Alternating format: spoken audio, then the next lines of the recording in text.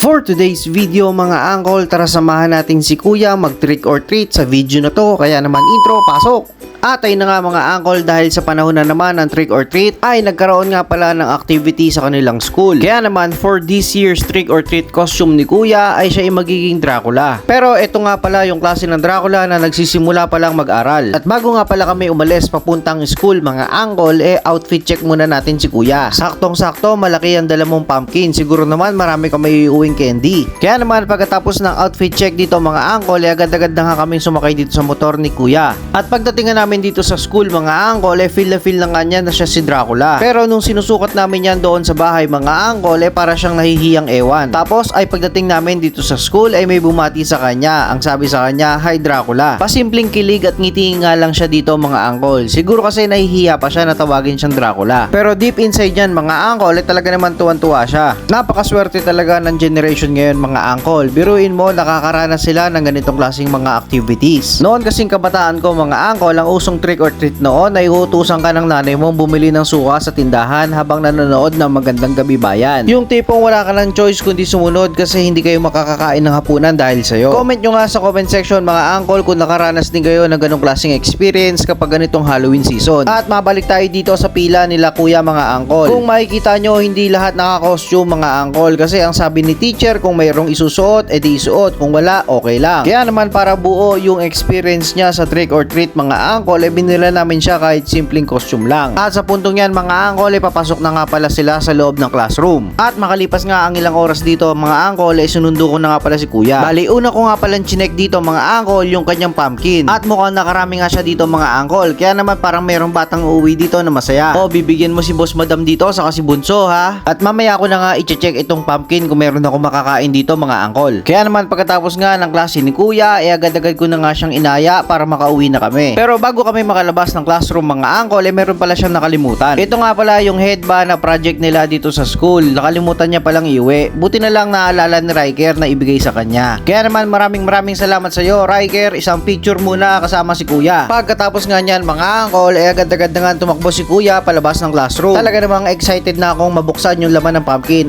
Siya pala mabuksan yung laman ng pumpkin niya. Habang nasa biyahe kami pa uwi mga angkol, mukha pala siyang lumilipad na superhero dito. Madami siyang sinasabi dito mga angkol, pero isa lang natandaan ko, wag daw ako mag-video. Pagdating nga namin sa bahay mga angkol, hindi pa siya nakakahubad ng uniform, nilabas niya na agad ang mga laman ng pumpkin. Ayos na ayos to, meron na kayong merienda mamaya ni Boss Madam at ni Bunso. Hanggang dito na lang itong video na to mga angkol. Maraming salamat sa inyong pagsuporta at panonood sa Team Ono.